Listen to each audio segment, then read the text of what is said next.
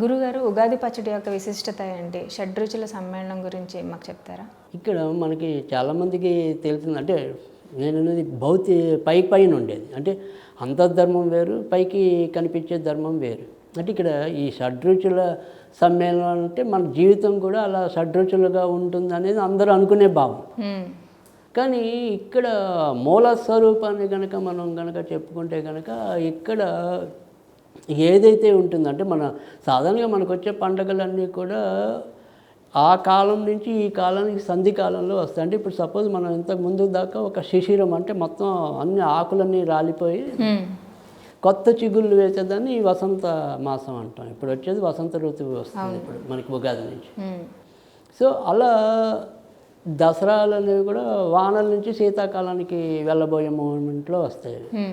So అలా నడి మధ్యలో ఎందుకంటే అక్కడ దాకా ఉన్న ప్రకృతిలో ఉండే చెడు తొలగడానికి తర్వాత వచ్చే పండుగలు ఉపకరించేలాగా మనదంతా కూడా మహర్షులన్నీ చాలా చక్కగా తీర్చిదిద్దారు వాటిని పండుగల ప్రణాళిక అనేది.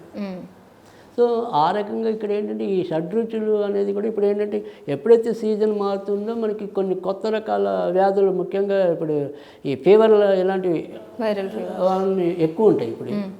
సో ఇక్కడ ఏంటంటే ఈ వేప ఇవన్నీ తినటం వల్ల ఏంటంటే మనకి రోగవర్ధకంగా అవి ఉపయోగపడటం అనేది ఉంటుంది, రోగనిరోధక శక్తి పెరుగుతుంది.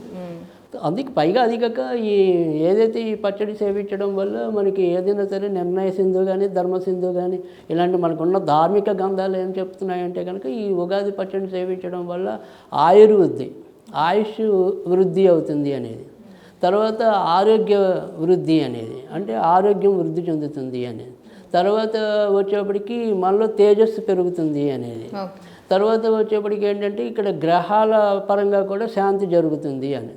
సో ఇక్కడ ఈ గ్రహాల పరంగా వచ్చినప్పుడు ఏంటంటే ఇక్కడ నిజానికి ఇందులో వేప అనేది చేదు, అది శనికి సంకేతం. తర్వాత వచ్చేప్పటికి తీపి, బెల్లం వేసే వాళ్ళు బెల్లం వేస్తారు, ఇంకోటి తీపి వాడతారు. సో ఆ తీపి అనేది ఏదైతే ఉంటుందో అది శుక్రుడికి సంకేతం. సో ఆ తర్వాత పులుపు అనేది ఇక్కడ బుధుడికి సంకేతం అనేది ఉంటుంది. తర్వాత వచ్చేప్పటికి దాంట్లో కొంత నెయ్యి వేస్తాము. సో ఆ నెయ్యి అనే దానికి చంద్రుడికి సంకేతం అనేది ఉంటుంది. తర్వాత కారం వచ్చేప్పటికి ఏంటంటే కుజుడికి సంకేతంగా ఉండటం అనేది ఉంటుంది. సో ఇలా మొత్తం ఏదైతే ఈ 6 రుచులు ఉన్నాయో 6 రుచులు కూడా 6 గ్రహాలకి సమ్మిళితంగా కూడా వాటిని చెప్పడం అనేది కూడా జరిగింది. సో అందుకని ఇక్కడ మనకి ఇటు గ్రహాల ప్రకోపానికి కూడా మనకి పచ్చడి సేవించడం అనేది ఉపయోగం. సో అందుకని ఈ ఉగాది పంచాంగ శ్రవణం ఒకటి, తర్వాత ఉగాదికి వచ్చేప్పుడు ముఖ్యంగా మనకి 5 రకాలు అంటే మీకు ఏదైతే పచ్చడి అనేది ఆచారం ఉంది.